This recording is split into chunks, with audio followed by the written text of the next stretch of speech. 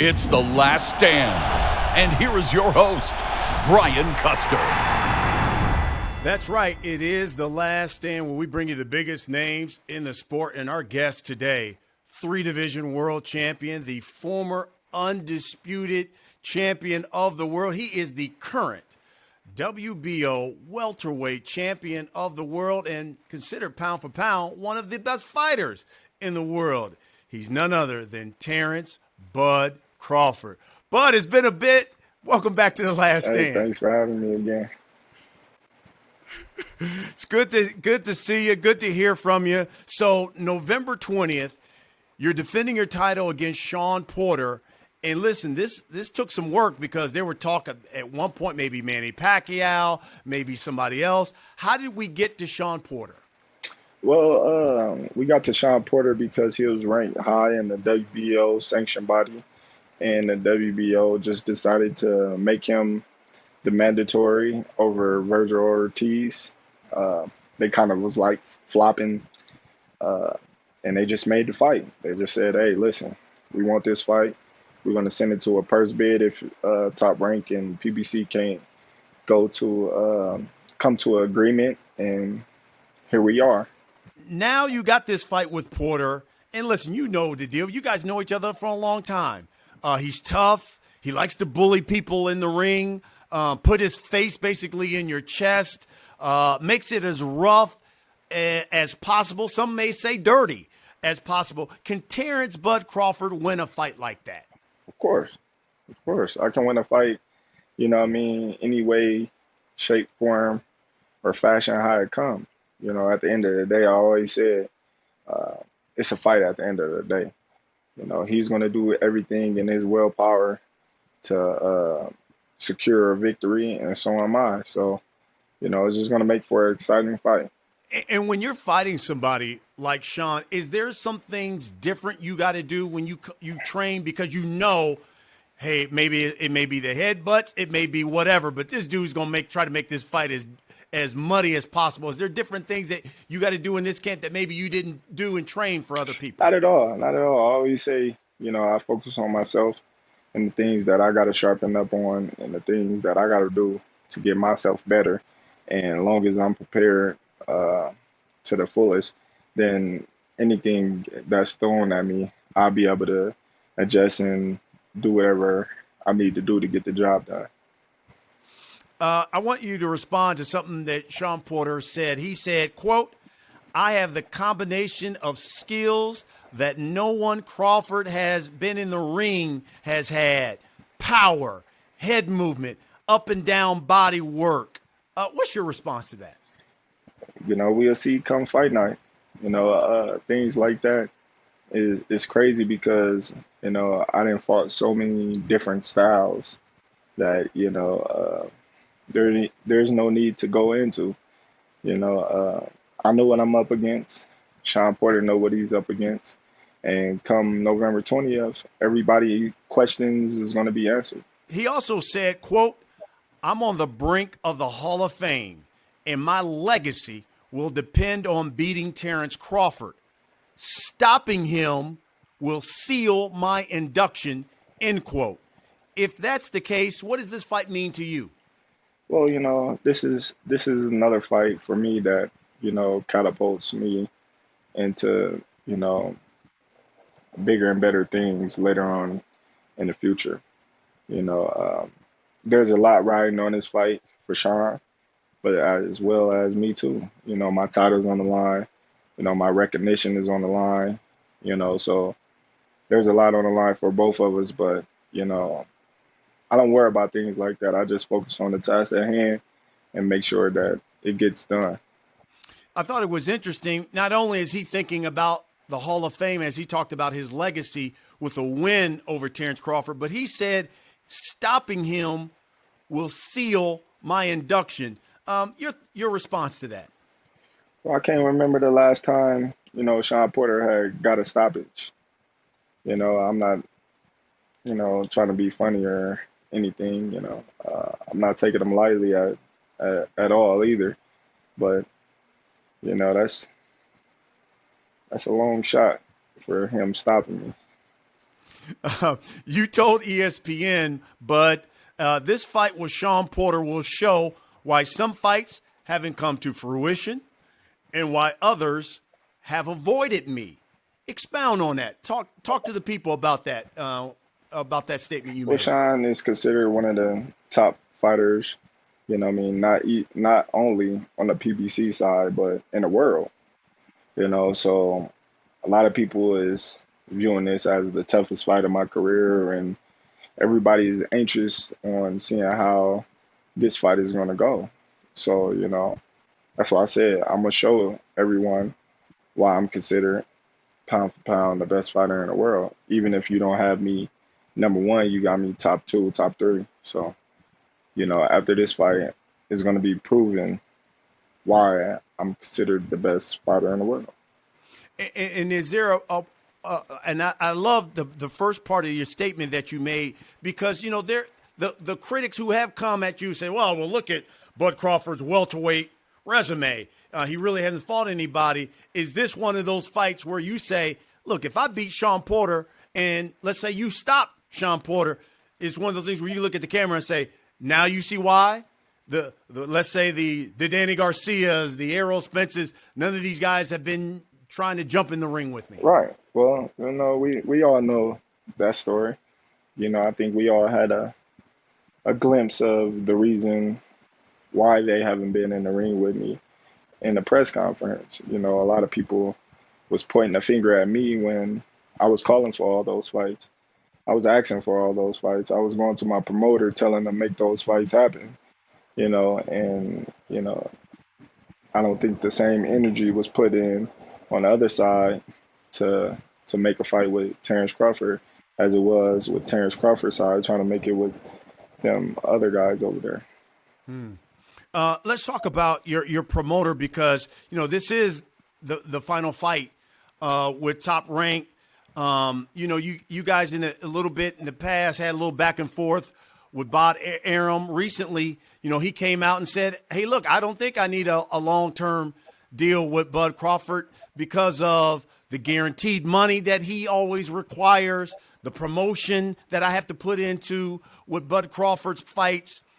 I guess it begs the question here, Terence, do you re-sign with Top Rank, or do you become a free agent, kind of like Canelo, and just say, you know what, whatever the platform or network it is, who comes with the better offer, I fight over there and I fight with them? Or do you just say, you know what, I'll sign with the PBC, maybe Showtime, and they got all the welterweights, and let me just do that? What's next?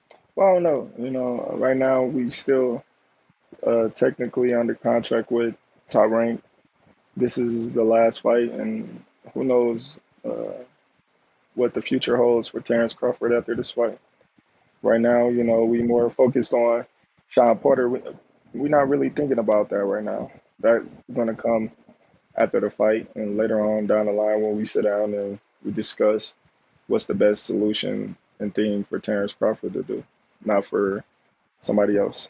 Yeah, and I got that, and you're absolutely right. But I'm sure you've thought about in your mind, if it was obviously up to Terence Crawford, what would Terence Crawford like to do? Do what Terence Crawford doing right now, focusing on Shawn Porter and, doing it that way. I love it. All right, let's talk about some recent fights that have taken place here. And you were caught in the middle of one of them because they were two of your guys. How about the Shakur Stevenson, Jamil Herring fight? Give me your thoughts on Shakur, because that was a dominating performance. Well, I told everybody from the jump, before Shakur was even champion, that he was going to be, world champion. He was going to be something special. And as he grown into, this manly body, I told everybody he was going to be the next star of boxing. And everybody, kind of laughed at me and said, oh, well, he ain't got no punching power. He ain't this, he ain't that. And, each time that Shakur is put in front of somebody that's a potential threat to him, he does what he did Saturday and make it look easy and put on a hell of a show. And, Jamil, he tried everything that he could do. He just wasn't the better man that day. You know, he was in shape. He was, trying to do everything in his willpower he could do to, land a big shot on Shakur, try to get in there and mix it up. But just Shakur was just better all around that day. What do you think is the future for Shakur Stevenson? Is it at 130, 135? I know after the fight he talked about, he would love some bigger fights. He said down the line, he was like, I really want Tank Davis. What do you think is the future for Shakur Stevenson? Well, the future is the sky's the limit. When you got somebody that talented, and that can move up from 126 to 130 and be dominant, and I believe he's going to move up to 135 and also be dominant, then the sky is the limit. He got a lot of big names at 135. He got a couple of big names at 130 that he's trying to secure, and he's going to do well with any fighter that you put in front of him. I don't see any fighter having a way with him in no way, shape, or form. But I see him being a threat to anybody they put him in front of. Wow. So, they always talk about Tank. They talk about Garcia, Devin Haney, Teofimo. You can see Shakur in that mix here very soon. Well, he's there now. I don't think next year even – that's hard to say. He's been there. Those guys just got the opportunity before him. If he was given the same opportunity as those other guys, and he'll be right there, because I believe he's right there right now. What does Bud Crawford think about the Canelo Caleb Plant fight that's about to go down? In your opinion, what is because so many people are looking at Canelo as the guy, what does Caleb Plant have to do to win that fight and become undisputed?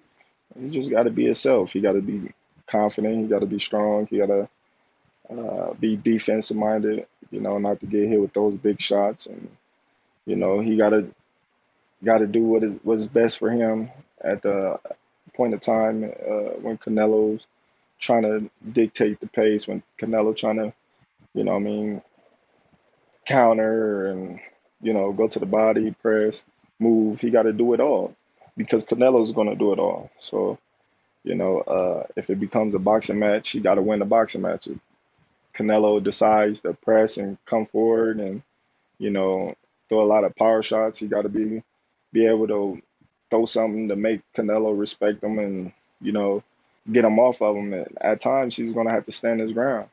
So, if he can do all those things, in a fight and mix it up, then he got a good chance of winning. But, Canelo is Canelo. We all know how talented Canelo is, and, he's going to be ready to be undisputed come fight night. And I hope Caleb Plant is too. Yeah. And do you think Canelo right now is, Bud Crawford aside, the top guy in boxing? Yeah, he's definitely one of the top guys in boxing, hands down. Interesting. What'd you think about the Tyson Fury Deontay Wilder fight? Oh man, Tyson Fury, he showed why he's the number one heavyweight in the world. And not only, did he show that, he showed his heart, he showed his character, he showed his toughness by getting up twice from getting knocked down. And Deontay Wilder showed why he's a warrior, because he was hurt from the 4th round all the way to the 11th when they stopped it. And he was just fighting off fumes. You could tell that his balance wasn't there. You could tell that he was just doing everything in his willpower just to stay afloat and win the fight. He had no giving up in him whatsoever. And you got to respect that from a guy that's getting punched on by a heavier man in the heavyweight division. Yeah, interesting stuff. What do you think is the future for Deontay? Well, that's up to him. He's done a lot in boxing. He done everything that he set forward to do. If he continues to box, he still got a lot of big name fights out there with Joshua, Usyk, and you got other fighters coming up like Dylan White. That's there. So, it's fights out there to be made. It's just how he feeling and, if those are the right fights for him at this point in time in his career. But give me your take on what it seems to be, kind of like the fad and the rage here in boxing. Guys like Jake Paul, who former YouTubers now making millions, headlining major fight cards. Well, I feel like it's a disrespect to these boxers that, give they all and that's been here paying their dues for years and years to come. It's some fighters that started when they was 7 and, they professional, they world champions and haven't even made a million yet. You know, it's fighters that, been world champion for years and haven't seen a big money fight for ever or never, and I think it's disrespectful to us fighters that really take this boxing game serious and put our all into it. And, for somebody off the streets that never boxed before, that never been in the amateurs before, to just say, all right, you know what? I just want to go box. Let me go box and let them pay me millions just to go out there because I got a following. I don't think that's right, to us fighters, because we can't go to the NBA and just say, all right, I want to play basketball. Let me go to the NBA. Can you pay me, X amount of money just to go play in the game because I got following? So I don't think that's right. What do you think is the future? I know Gervonta Davis said, he kind of had the same take you had. He said, but his thing was, he goes, I don't think these guys realize somebody's going to get hurt. You can't play this sport. And I believe that at some point somebody's going to get hurt. What do you think is the future? Is this something that you think that will continue on, or maybe a year or two, this thing kind of phases out? Well, it's good for entertainment. I'm not hating on those guys in no way, shape, or form. I'm happy for them to be able to get another outlet and source of income coming in that's probably greater or the same amount from what they was making before. But my thing is, those guys, they not really taking a big chance of fighting any guys that's, a big threat or pose, some kind of threat against them. So that's a good thing. But at the same time, when you hear, a lot of casual fans knowing more about a Jake Paul than they know about a Shakur Stevenson or a Terence Crawford or Danny Garcia or, some real fighters, then that's when you kind of shake your head and be like, man, that's crazy. This dude is a YouTuber and, you got kids like, hey, you want to fight Jake Paul? Jake Paul will beat this guy and Jake Paul will beat this guy because they don't know. So it's kind of crazy, to us boxers, how the promoters, they'll promote, a YouTuber way more than they'll promote their own fighter, just all because of the YouTuber got a following. And I don't think that's right. Yeah, I can see that. Is there a piece of you too when it comes to, let's say, because you've been at Top Rank for a long time, maybe they haven't promoted Bud Crawford the right way. You look at your resume and everything you've done in the sport. I mean, you should be a superstar. Is there a part of you too when you look at your decision like that has a major factor in it? Well, everybody know, promoters supposed to promote the fighters and the fighter is supposed to fight.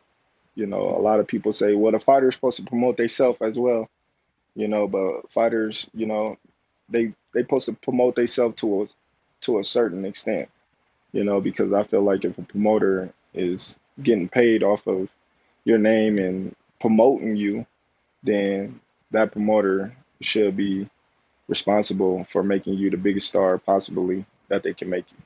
Good point. Do you see your honest answer here? Do you see Bud Crawford and Errol Spence fighting at 147 or at 154? I really don't even see us fighting, to tell you the truth. Really? That's really, Well, tell me why. man, the fight has been, talked about for years and years and years. And, that's a fight that I've been wanting since I came to the division after, Errol Spence became the number one guy in the division after Keith Thurman. I called for Keith Thurman before I was even, you know, world champion in the division. So, you know, uh, sometimes you just let those fights pass you by because, I never wanted to get in a situation like the Manny Pacquiao fight. Here it is, 2021, and I was promised the Manny Pacquiao fight in 2015. So I never want to get in the same situation as the Manny Pacquiao with an Errol Spence. So I just let it pass me by and, move on to the next because there's a lot of good fights out there that Terence Crawford can be fighting. Like right now, Shawn Porter is a great fight. And, November 20th, we're going to put on a tremendous show. And the fans is going to be, the ones that, you know, uh, is going to be uh, a barn burner. Yeah, they'll benefit from that. And listen, this is just my take, but I would like to hear your opinion of it. What do you think? I kind of got this sense that maybe on the PBC side, and I haven't talked to anybody. It's just my only guess that they were saying, you know what, his contract is up this year. Okay, let's let that contract run out, and let's bring Terence Crawford over to the PBC side, and now let's open the floodgates and let's have him fight everybody, keep the money on the PBC side, and everybody can build up their resume. What did you think about that? Do you think that kind of had something to do with it? I don't know. It probably did. But at the same time, now you're talking about holding me out, till my contract. And that's, is a great business move. But at the same time, now you got to look at the fighter. When you look at the fighter, you were like, all right, well, you were saying fuck me back then. When I was with Top Rank, it was all fuck him. We ain't doing nothing for him. We ain't doing this. We ain't doing that because he with Top Rank. But now that I'm not with Top Rank, it's like, all right, now since you're not with Top Rank, come on over here. Let's roll out the red carpet for you. That's kind of weird to me. Interesting. I got you. Well, look, then you can always do the Canelo route. Canelo just say, hey, I'm free agent. Whoever makes the best offer, I'm with you. Let's get it. Right. What did you think? What did you think of when I think it was Errol who said, well, if we did fight, it was going to be 60-40 or 70-30. Do you think that was just posturing? It had to be. I don't know what it was. It had to be. Because I don't know. It's like if we be honest, if we be real honest, like Errol Spence's name has been, in the same conversation with Terence Crawford since Terence Crawford came to the division. Not Terence Crawford's name has been piggybacked off of Errol Spence's name. So when people look at it, they might say, oh, well, Errol Spence, the big fish, Errol Spence, this and that and that. But y'all use Terence Crawford to boost Errol Spence's status in boxing as a whole. Not use Terence Crawford, not the other way around, I should say. Because Terence Crawford been had a name since 35 and 40. Then coming into the division, everybody wanted to see those fights. Everybody wanted to see Terence Crawford versus Shawn Porter. Everybody wanted to see Terence Crawford versus Danny Garcia. Everybody wanted to see Terence Crawford versus Errol Spence. Those was the three mega fights that everybody wanted to see. And I believe at that time, Errol Spence didn't have one marquee fight besides Kell Brook. So everybody was just like, oh, well, this guy ducking. We can't get Errol Spence, in the ring with a big name, and here Terence Crawford was like, oh, I'll fight him, and that's where all the buzz came, between Terence Crawford and Errol Spence is because he was labeled as the boogeyman, and I'm coming up from 140. Like, all right, well, if he the boogeyman, I want to fight him then. Since I can't get Keith Thurman, the number one guy in the division, because at the time, Keith Thurman was the number one guy in the division. So I'm like, all right, well, I'll fight him then. So then that's where all the buzz around Terence Crawford and Errol Spence came. Not because Errol Spence said, oh, well, I want to fight this guy. You know what I mean? It was Terence saying, all right, well, he the boogeyman. Y'all call him the boogeyman. I want to fight this guy then. Since Keith Thurman don't want to fight him and everybody else ducking him and everybody else scared of him, and Keith Thurman said that I don't have a name, I don't have a belt. But now that I have a belt, you know what I mean? Can I fight somebody now? And that's where it all came from. And do you think now, Bud, that now that you got this fight with Shawn Porter, that this is going to open the floodgates? Now, in, let's say, 2022, will we see Bud Crawford against Danny Garcia now? Will we see him against, let's say, a Keith Thurman? Because, you know, you're fighting this fight against Shawn Porter. Well, Danny Garcia already stated that he's moving up. You know, Danny's big for 147 division. I don't know what Keith Thurman doing. You know, I can't speak on anybody else, but my main focus is on Shawn Porter at the end of the day. You know, I'm not looking over Shawn Porter in no way, shape, form, or fashion. You know, so any fight later on down the line is not even in my mind right now because I'm so set and focused on Shawn Porter right now. So, you know, anything else is irrelevant to me right now. You're such a boxing expert. In your opinion, in the ring, this fight between Bud Crawford and Shawn Porter will boil down to what? Skill versus skill. You know, that's it. You know, there's a lot of skill with what Shawn Porter do when he mauls you, when he come forward, how he get in range, how he close the distance, when he box, when he get on his toes, when he feints, and so forth. There's a lot of skill that comes in that, you know, and there's a lot of skill that comes with me, you know, boxing going forward, standing my ground, boxing going backwards, boxing going side to side. So it'll be an interesting fight because, you know, Shawn Porter is going to be 110% ready, and I'm going to be, you know, 120% ready as well. How much longer do you see yourself fighting at 147, and do you eventually see yourself at 154? I don't know. Right now we at 147. If we get the right opportunity at 154, we may take it, you know, just to make history on being a four-weight division champion. But right now we at 147, and that's where we're campaigning at to potentially become undisputed. But if not, then we're going to keep doing what we're doing and taking on one fight at a time.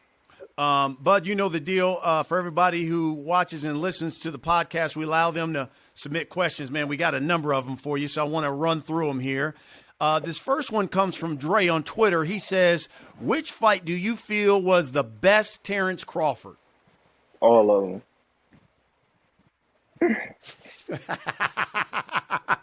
Was there one fight where you said, man, I had everything working tonight?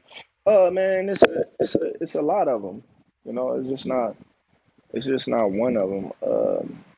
I think when I fought Andre Klimov, that was a great fight. I felt like when I fought, you know, Victor Postal, that was a great fight. When I fought Felix Diaz, that was a great fight. Jeff Horn, that was a great fight. So there's multiple of great fights that I can name, but I just can't pinpoint, you know, which one was the best and whatnot. Ari from Twitter asks, Bud, will you re-sign with Top Rank, sign with the PBC, or become a free agent to work with different promoters / networks? I think I already answered that question in the show earlier. You did answer that one. Listen, make sure you watch the entire show there. You'll get that answer there, Ari.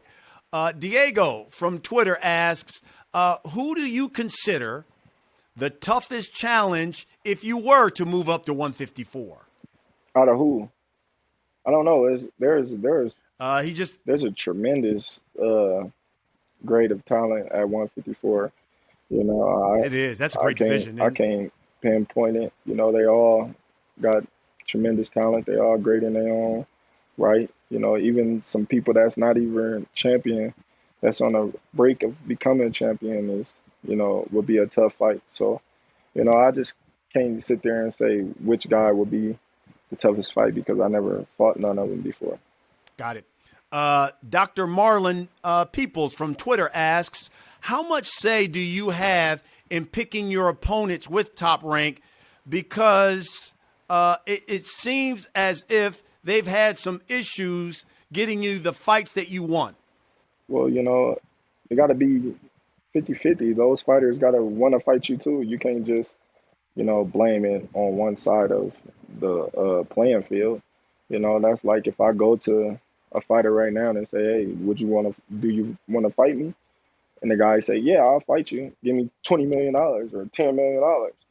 Then, you know, it's not, you know, a fight that can get made because it probably is not worth that much, or that fighter probably not worth that much. So, you know, there's a lot of things behind the scenes that goes into making a big fight too. Cobra from Twitter asks, Bud, will you fight 3 times next year?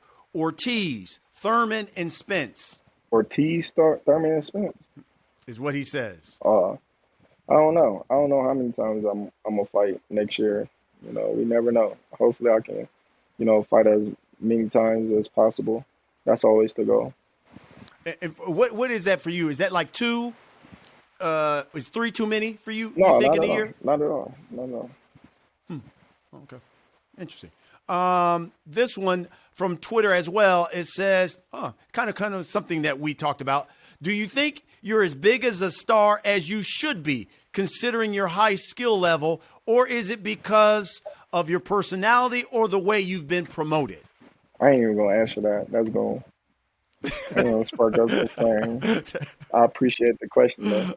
Last one from Keegan on Twitter. He asks, what is your ideal age when it comes to retirement? And do you see yourself fighting at 154 before you retire? I don't know. You know, I still feel young. I feel hungry. The fire is still there. I don't know. You know, we here now, and you know, we're not thinking about retirement just yet. And do I see myself fighting at 154 before I retire? Maybe in the future, hopefully, if the right fight presents itself. Okay, Bud Crawford, you know the deal. It's time for the last segment of this show. We call it The Last Stand. I'm going to ask you a series of questions. Brother, you just give me the first thing that comes to your mind. You ready? Here we go. Do you believe Jerron Boots Ennis is ready to fight Terence Crawford right now? Maybe. Who's a bigger threat to the welterweight division right now? Is it Virgil Ortiz or Jerron Ennis? Jerron Ennis. First thing that comes to your mind when I say Errol Spence Jr. 2-time world champion. Okay. First thing that comes to your mind when I say Keith Thurman. Former world champion. And then last but not least, by this time next year, you finish this, Terence Bud Crawford will be still world champion. Will he be unified? Hopefully. You never know. I can't predict the future. I can't, I'm not a psychic, but that's one thing that I could say. I'm still be world champion. I love it.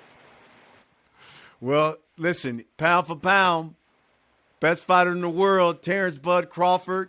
Don't forget, November 20th, it goes down against Shawn Porter. It is going to be a phenomenal fight, so make sure you buy that. Bud, I always appreciate the time, my brother, you give me. I give best of luck on November 20th. Appreciate it. Thanks. That's what we do on The Last Stand. We bring you the biggest names in the sport and none bigger than Terence Bud Crawford. Folks, thanks for watching. We'll see you again next week.